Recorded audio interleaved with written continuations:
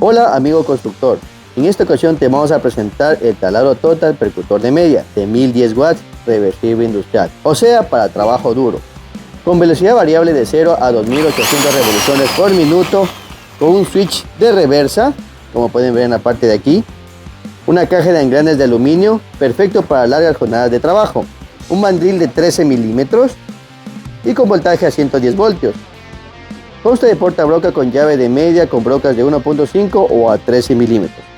Consta de rotomartillo, o sea con vibración, perfecto para perforar concreto y bloques.